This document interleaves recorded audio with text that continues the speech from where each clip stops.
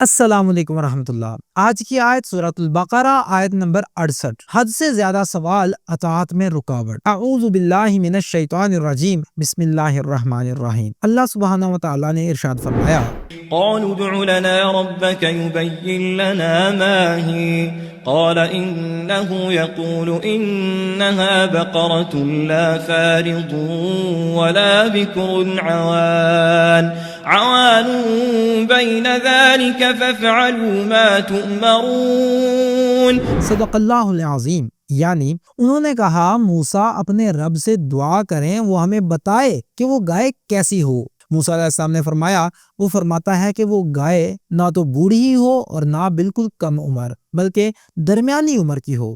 اب جو حکم دیا گیا ہے وہ کرو، ایمان کا امتحان، سوال یا اطاعت۔ بنی اسرائیل کو سیدھا سادہ حکم ملا تھا، گائے ذبح کرو، مگر وہ سوال پر سوال کرتے گئے۔ آج بھی جب دین کوئی تقاضا کرے، ہم پوچھتے ہیں یہ فرض ہے یا سنت، کہاں لکھا ہے؟ سوال کا انداز نیت کی چغلی کھاتا ہے۔ انہوں نے کہا اپنے رب سے دعا کیجئے، گویا اللہ ان کا رب نہیں۔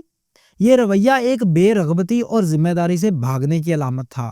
جب دل ایمان سے خالی ہو تو زبان کے الفاظ نافرمانی کے آئینہ دار بن جاتے ہیں۔ نبی کی نصیحت بس جو کہا گیا وہ کرو۔